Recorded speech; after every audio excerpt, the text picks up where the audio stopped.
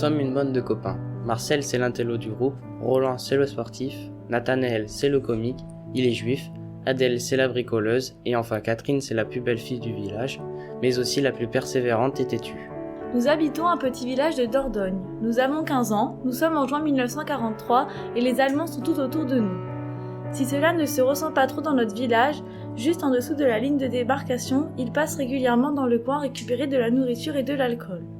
Nous sommes en colère car nous n'acceptons pas cette domination étrangère. Cette maudite guerre nous prive de nos droits et nous ne pouvons pas agir. Plus d'école, nous marchons sans but toute la journée et il est temps de passer à l'action même si nous n'avons pas l'impression d'être en guerre.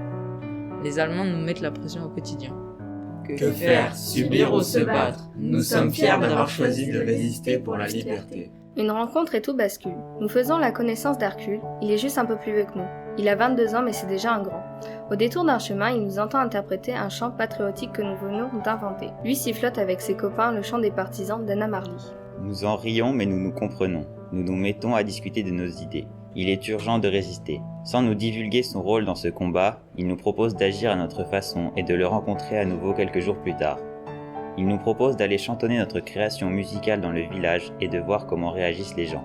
Au gré de nos rencontres, d'autres jeunes semblent adhérer à nos idées. Le mouvement de résistance se met en place. Nous créons des listes de personnes qui semblent dignes de confiance que nous apprenons par cœur et que nous proposons à Hercule et son lieutenant. Que faire? Subir ou se battre? Nous sommes fiers d'avoir choisi de résister pour la liberté. Mais très vite, nous voulons prendre de nouvelles responsabilités. Plus d'école, ni d'activité, mais cela n'est pas vraiment la liberté. Mais nous sommes désignés pour récupérer de la nourriture chez les amis paysans dont nous sommes sûrs. Le fait de voir des jeunes se balader à vélo ne réveille pas le doute chez les Allemands. Nous amenons des messages codés à des groupes de résistants dans le nord du département en zone occupée.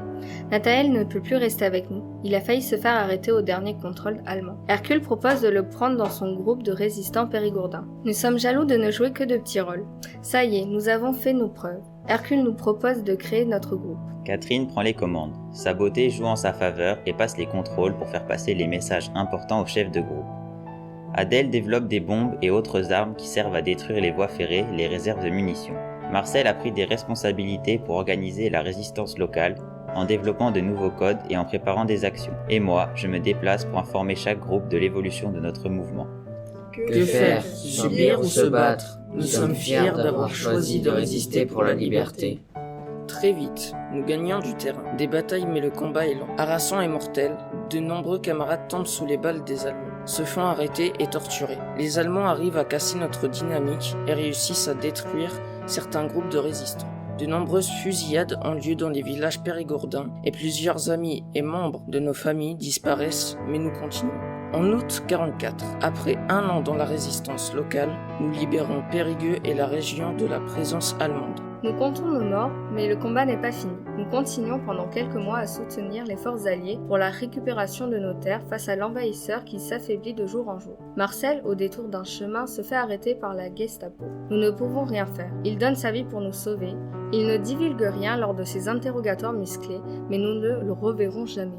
Le 8 mai 1945, lors de la diffusion quotidienne des annonces à la radio, vers 23h, nous apprenons enfin la grande victoire de la France et des Alliés. Nous n'avons pas combattu pour rien. Le peuple s'empresse dans les rues pour chanter, danser l'exploit des camarades qui se sont battus au péril de leur vie pour retrouver la liberté et la démocratie.